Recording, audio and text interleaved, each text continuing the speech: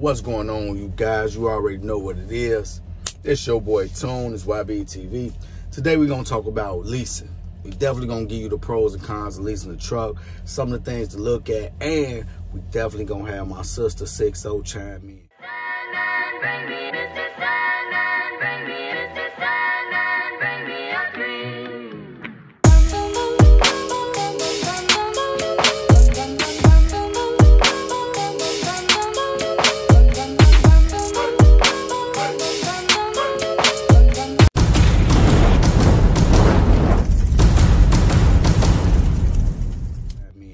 Got her channel, make sure you check that out right there. You already know.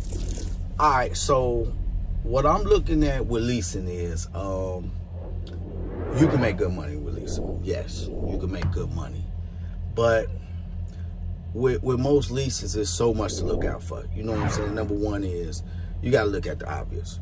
Are these companies cheating you on the rate? That's the first thing. When you going through, let's just say if you doing per mile, that's already cheating you, because like these loads, man, they locking in with, they getting a good amount of money for these loads, and they want to give you $1.35 a mile. That's horrible, especially if you're running short miles. Short miles pay the most. Like, for example, CR England, you lease with them, you're making 90 cents a mile plus the fuel surcharge. Fuel surcharge, they go off the national average, which is probably going to give you, give or take, 30 cents, depending on how high fuel is. Sometimes it's 23 cents, sometimes it may be 30. I've seen it go all the way up to like 42 cents. So let's just put it at 42 cents.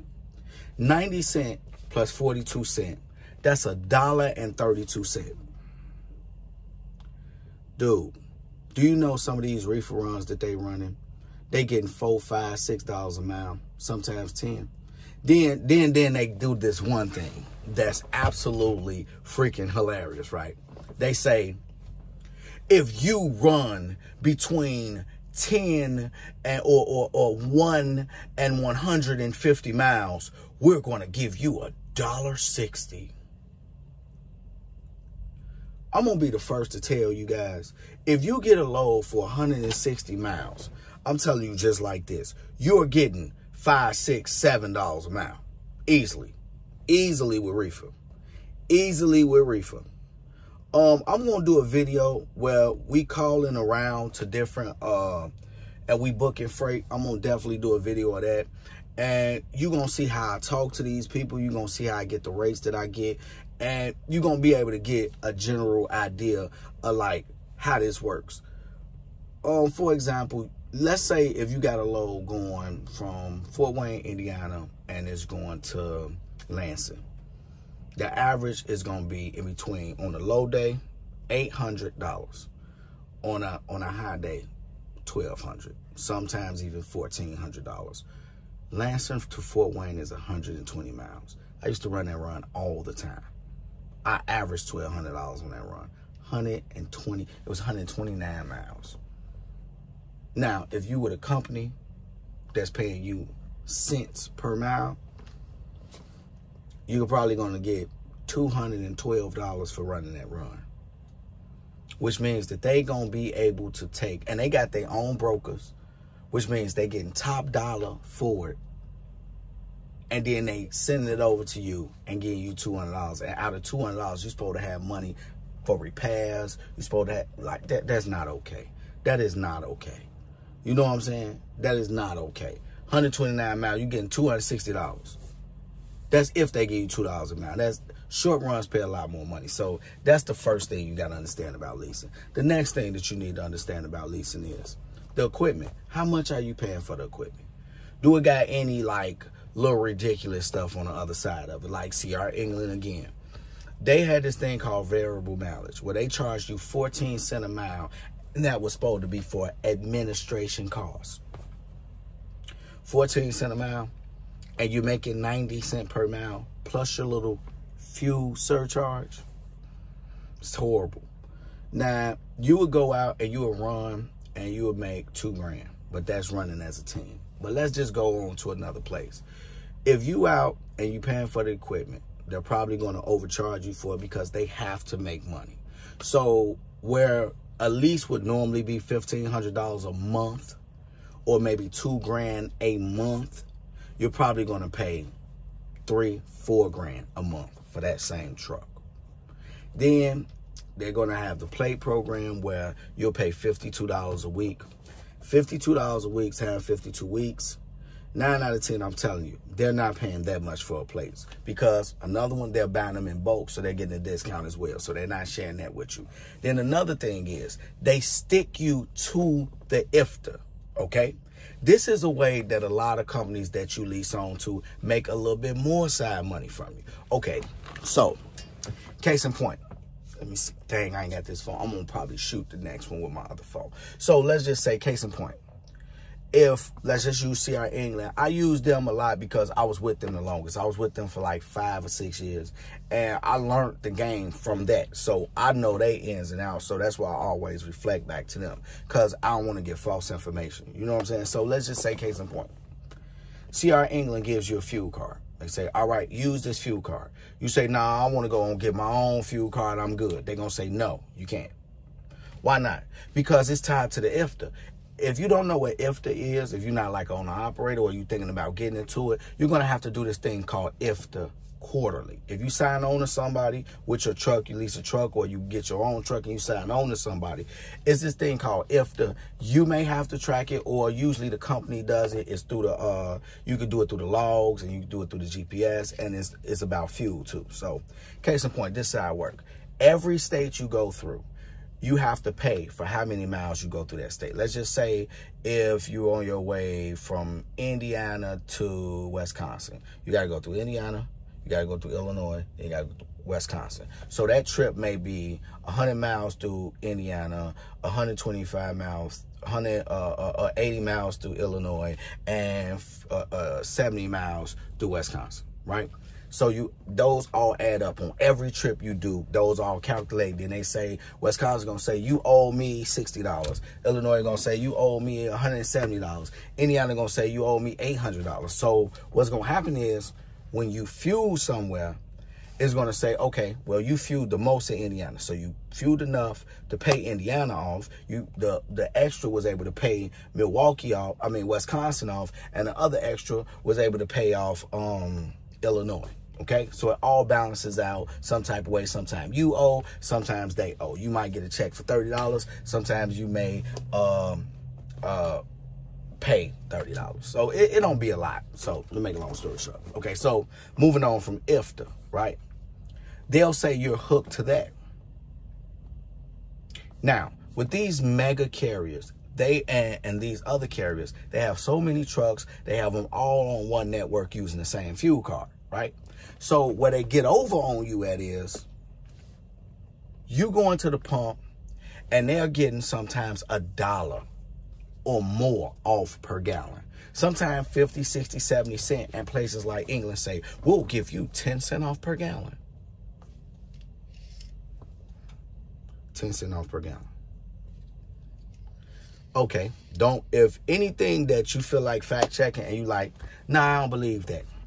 I got a card with XPO Logistics. I swear to God, I just fueled and I saved like $1.06 per gallon. And XPO Logistics ain't as big as a CR England. So you know, and they negotiating their rate because they getting so many. They had over 5,000 trucks at one time. So let's just say if 5,000 trucks average, let's just say 200 gallons a week. Let's just be fair.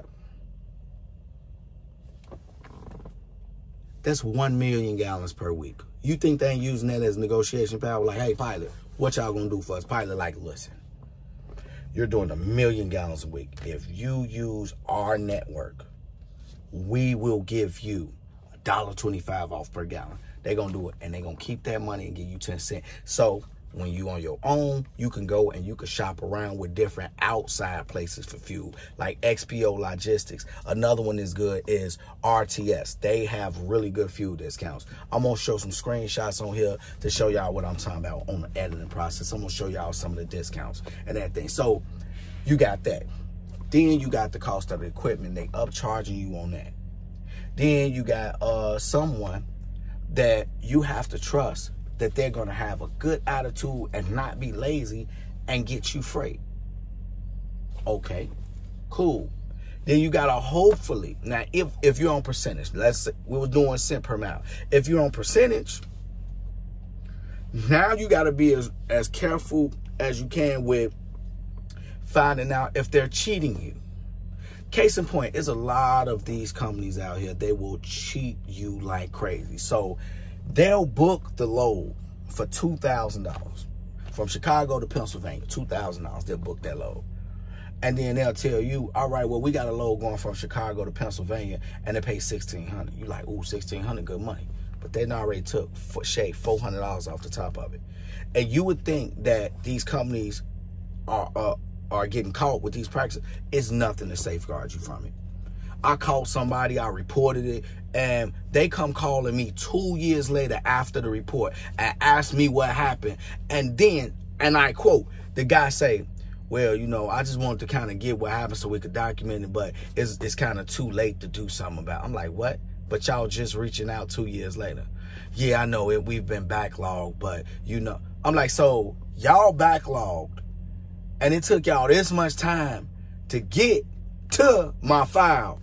Then when y'all get to the file, because it took y'all too long, I suffer, and it's too late. All right, whatever. I'll let it go. Because I got my money back. I wanted to look out for the person that was behind. I got my money back, got my truck up out of there. You know what I'm saying? But I wanted to look out for the person behind me. I got to find out, remember what was the name of that company that we was dealing with. But yeah, we caught them and they were stealing. And the way I caught them is they were sending out the rate cons, and one of the rate cons came, and the numbers was like, the lines was intersecting the numbers, and it took them a long time to send the rate con. I'm like, send the rate con. They're like, oh, we're sending it. We're just at the office. I'm like, no, send my rate con. Then it took like an hour and a half. Then they finally sent it. I was like, So they docked it. I'm like, I bet you they probably. So when I went through it, it said like $1,300, and the $1,300, the line was going through it, which showed that they was rushing. When they did it, they did a bad job of, you know what I'm saying, covering their tracks. They didn't make the numbers on top of the line. The line damn near went through. I'm like, nah, this don't look right. This been doctored. So, you know what I did? I got on the phone, called the broker. I was like, hello, yeah, my name is Kyler. And I said the company name. I can't think of the company name. This is Kyler. I'm with this company, blah, blah, blah. I spilled coffee all over my rate con, and you know, I can't access that email right now. Could you send the rate con over to me at this email right here? And it was like, all right, Kyler, let me see. I was like, what does it say? I just want to confirm all of it. So I didn't ask him about the money first. I made the money the last question I asked the broker. I was like, all right, I'm just double checking everything. It looks like it's 1,500 pieces. It was like, yep, 1,500 pieces. Looks like the weight was 42,316. Yep, weight 42,316. And I can't make out this rate. What does this rate say? Oh, the rate says it was 1,700. I was like, okay, yeah, okay, that's what it looked. That no change, anything? No, it was $1,700 even. They got 1,300 down here. I was like, all right, well, do me a favor, Kyle. Do me a favor. Could you send that to this other email? That way I can get it printed, because I'm already connected. They was like, all right, what email? I was like, all right, sir, I got it. Thank you very much. So I had the fake Raycon and I had the real one. I instantly went back to the last couple runs that, you know what I'm saying, was red. Called them. Boo, after bam, this. Same thing. They shade like $200 off of that one. I'm like, you dirty bitches. Oh, I shouldn't say. I got to bleep that out. But you dirty jerk. So bam. So I knew they were stealing. So now when I went to them, I already had proof. I was like, look, Joe, I'm not going to play no games with y'all. Put all my money that y'all been stealing from me back in my account, or y'all going to court. We going to court, and I want my money. They were like, we don't know what you talking. I was like, okay, well, how about this? Fake Raycon, and it was on through text. I was like, fake Raycon, sent the picture of that. Real Raycon, sent the picture of that. Like, keep playing with me, Joe. I swear to God, I get on the phone with my lawyer right now. Quit playing with me. They was like, we don't know how that happened. Swear to God, on the next paycheck, it was on there. On the next settlement. So you got to be careful when you're dealing with other people, man. You just got to be careful that a lot of the times these companies shaving money off the top. The best thing for you to do is get your authority. Get your authority and run on your own. Get your equipment. Like when you at these lease places, man, put to the side. Make sure that when you going into these leases that if they say walkaway lease, get a lawyer to look over it and see if it's anything underlying. Like, are they going to come up and attack your credit? Are they going to make you try to force you to complete that lease, or it's going to be these little underlying penalties that they don't really tell you about? Like, just you could go to Legal Shield,